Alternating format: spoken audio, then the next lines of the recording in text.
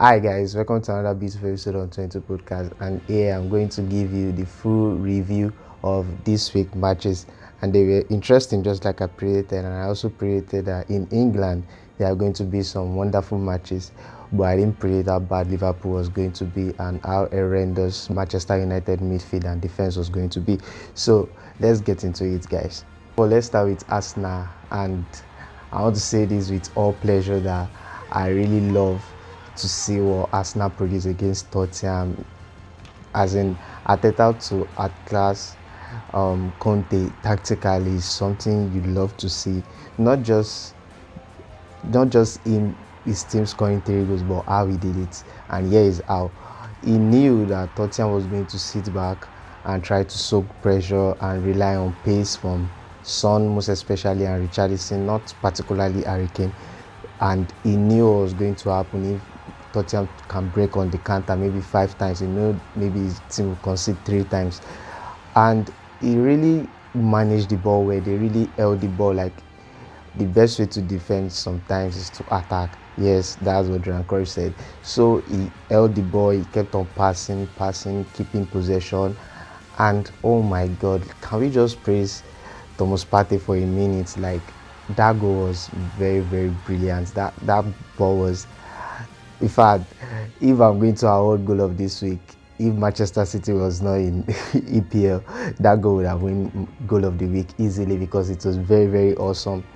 I think a player of his caliber, we have not seen that glimpse of him that much because of injury and some other reasons. But that goal was out of this world. And let's also praise Tottenham because after their goal, they tried to press Arsenal. They were seeing Arsenal was making a mistake, and all my mind was Arteta can't just wait to get to half time. He can't wait for that 45 minutes break because he really needed to talk his team up. Like, come on guys, you guys have been doing the right thing. You guys are not just seeing the result now. Let's just go back out there and win this game.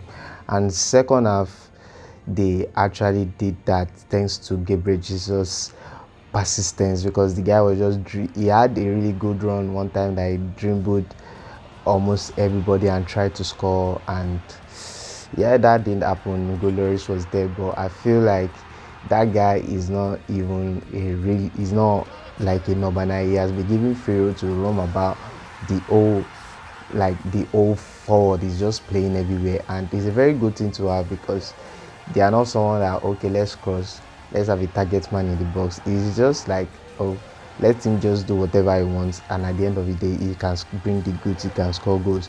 And I really love the confidence Gabriel Jesus have added to that team. Praise the whole Arsenal defense. As in, who do you want to talk about? Is it Saliba? Is it Gabriel? Gabriel has been making a lot of mistakes lately, but Richarlison made most of the touch, but we know a contact is in the box is not allowed. So yeah, it was a penalty, rightfully so. It was a penalty, but we can still praise the defense because they didn't break down. The next 45 minutes was brilliant. They didn't break down. They tried to control the ball well. Everyone in that team deserve a praise because Arsenal is not a team now where you can pick out, oh, they have like 5 or 6 good players. They are a team now, like everything is a collective effort, and you can see it the way they play, the way they win the match, the way they love each other, the way they are happy for each other, regardless of who is scoring and who is bringing the assist. It's just something we've not seen for a long time, and producing this kind of game, like producing this kind of result against a big six, is actually a plus for them because it's actually good for their confidence. It's good for their mission. I'm not saying they are going to win the league. Once again, just like I said in my preview, I'm not saying they are going to win the league, but this is actually good. It's something to look forward to, and let's see how far this will get them. Let's move to Chelsea against Crystal Palace. I said it earlier that Vieira team is a very good team. After I saw what he produced with his team last season, it's just so hard for you not to like praise him because he's not working with player of high caliber. He's working with is an average team, and they are like giving people trouble to beat them or whatsoever in EPL. That game, I think a draw would have been fair, and I just want to say this to Chelsea fans. We've not seen changes yet. Okay, it's two matches, right? But let's see, like, does Potter not have his own tactics? Like, does he not have a tactics of his own? Is he relying on the oh, okay, this is what Thomas Tuchel was using, let me just continue using it? Like, I don't understand. About Liverpool against Brighton after they were the own, like, they were the own architect of their own doom against Brighton. Like, this team are not up to 100%. I'm not saying they are not professionals, but they just lost a very good manager, like, that gave them the momentum, the run in their like first 5 matches. And you are meeting a team that is just using manager for the first time, and you can't take advantage of that. Even we should just put that aside. Liverpool quality cannot be compared to that of Brighton. Like, is done nowhere. You were you were 2 goals down. You found a way to make it 3-2, and your momentum just dropped, and you allowed them to score 3-3. No, that's not the highlights. That's not what I even want to point out. Let us remember that their place in Champions League is not even sealed yet. Not only that, like, Liverpool has been exposed so many times this season. They've conceded way lot of goals than they used to do on a normal day, and most of the time they used to find themselves like trying to do a comeback. Almost all the matches they play this season, they are always trying to come back. They are always conceding first, and it's not a good. It's not a good for their like standard. We are always talking about, oh, money. I was part of people who said, okay, maybe they needed money, but this is not a money matter, because you can't be scoring 4 to 5 goals every match before you win a game. It can't happen every week. There are going to be some times you are going to lose. This is the same problem that Barca had under Koeman, conceding way lot of goals and scoring, but there were sometimes the goals was not just enough. Your opponent scores more than you, and Liverpool just need a wake-up call at this moment, because Van Dijk has been exposed. Right now, his confidence is diminished. The whole defense has been exposed. The midfield is nothing. Now, it doesn't even matter if Alcantara is there, if Otto is there, if Salah is starting, if Nunes is starting, if Firmino is starting. It does not even matter who you pick now. I feel it's a mentality issue, because this team have had a good about 3 to 4 years in EPL, and now not so much changes, and now they just like went from 100 to 0. We saw their first match against Man City this season, defending the Community Shield. It was very, very good, and now they are just like, every team wants to play against Liverpool right now. Trust me, every team wants to play against Liverpool right now. Let's go down to the game on everybody lives, the game of the weekend. The most astonishing game this weekend is the derby, as we all know it, Manchester City against Manchester United. Me personally, I call it men against boys, because trust me, if Man United are not boys, I don't know what they are. And this game was actually astonishing, because the kind of performance we saw from Alan, Foden, and De Bruyne. This match was over before it started. This was just one of the matches that, okay, Man City is going to win, but how much goals are they going to put past the gear? Like, no team can defend that first half performance. I feel they'll beat almost all the team in Europe with that first pass. I feel they'll beat almost all the team in Europe with that first half performance. Like, who does that? God.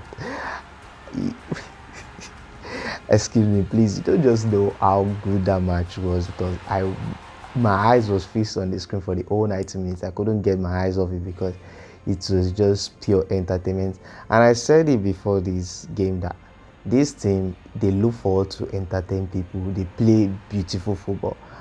And you starting up with Bernardo Silva, with with Bernardo Silva, with Godogan and De Bruyne, you just know that there's no defending between that theory. They are very good at picking up balls, like marking their opponents, but the sheer quality of attack in those three players, do you know how many goals they've had this season?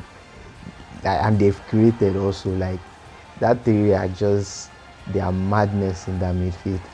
And the so-called Netherlands professor who has worked under Pep, he knows how Pep plays, he decided to defend away. Like, Who does that against Man City? And I said something like that I was just hoping Manchester United are not going to drop deep in this game, because this Man City team can shred him apart. That was the exact statement I made in the preview. Like, they should not just try it, just try and attack. When you have players like Anthony, Rashford, and Sancho, you can't always depend on counter attack, because if those guys have the ball too, they can create something, they can dribble. You have two good dribblers on the wing. See that Anthony go, for example, is what he can do with the ball. But when the players up front are not getting service, how do you expect the team to move forward? And who does that? Why will you use McTominay and Eriksen? You are using Eriksen to track De Bruyne. In what world? If it was 3 years ago, 4 years ago, Eriksen glory days at Tottenham, he could have done it well. But not now. The guy is old. He can't match De Bruyne pace, even if there's not too much age difference between both of them. But he can't match De Bruyne pace and intelligence at the moment now. Like, who does that? He set up himself to failure, because I would have preferred a midfield of Eriksen and Casemiro. And why Casemiro is not starting? Like, I don't understand. The guy was bought for a lot of money in that moment.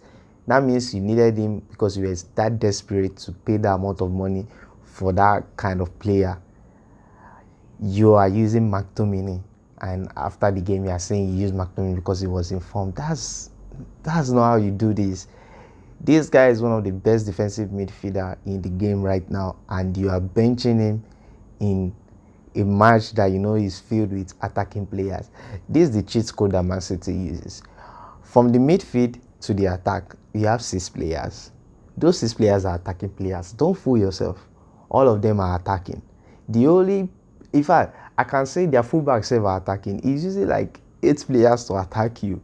It's only the defenders that stay, that they don't go anywhere. The rest, the fullbacks, the midfielders, they are all finding the space, and we could see that they've done it over and over and over again in not only in Champions League, even in EPL.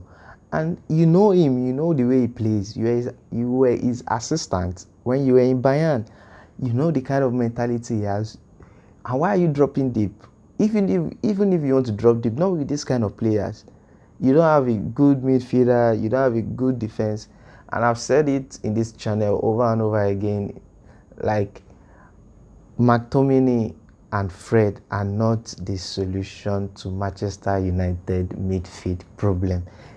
I just wish maybe in January they will get another good midfielder, because Eriksen is not going to cut it every match. This is the kind of match you need 2 good defensive midfielder, because you use a double pivot.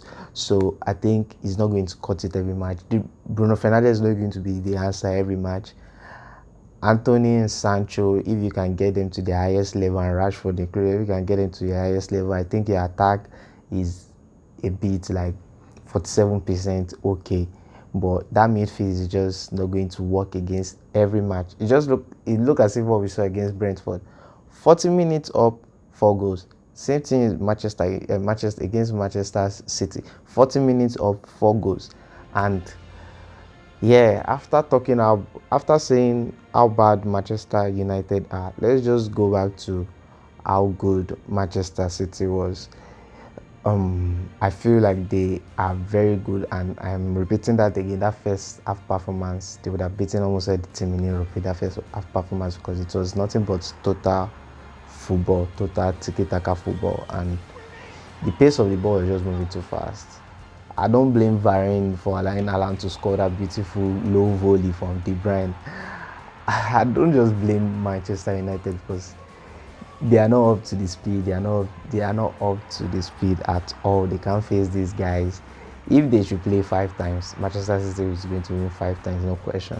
You should look at what happened in Spain, where Barca won comfortably against Mallorca. Like I said, that's the least of their problem, and their headache is just about to start against Inter Milan again, and Madrid and Bayern, which they are not sure if they are going to have all their player fit. They had to use Balde at right back, and I feel the guy tried. The guy is showing a lot of quality in that team. I feel he did a very, very good job. Let's see if Jordi Alba will continue to start, or if it's going to be Alonso against Inter. Let's just see how good this team fortune can run, and how good they have been And I said it that this week we are going to answer three questions: if Real Madrid will continue their win, if they are going to lose for the first time, or if they are going to draw for the first time. But Osasuna gave us our answer when Real Madrid failed to take the opportunity to win that match couple of times. They had so much opportunity in this match, but they didn't take it. And for that reason, because they've conceded a lot of goals and they've scored a lot of goals too, but the goal difference is what is making backs. The goal difference is what is making Barca on top now for the main time, for the time being. I guess they are going to love to settle that in a Clasico. That is going to be a very good match. And in Italy too, we saw some wonderful football.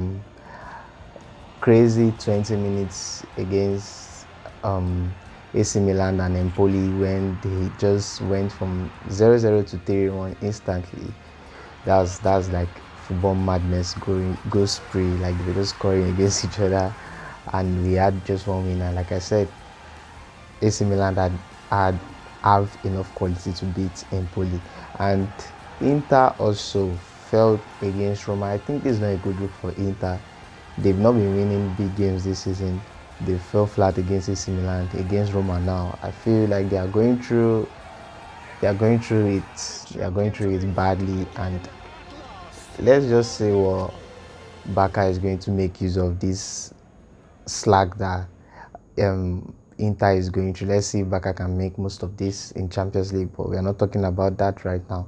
Thanks for watching 22 Podcast. Don't forget to click the subscribe button and like the video.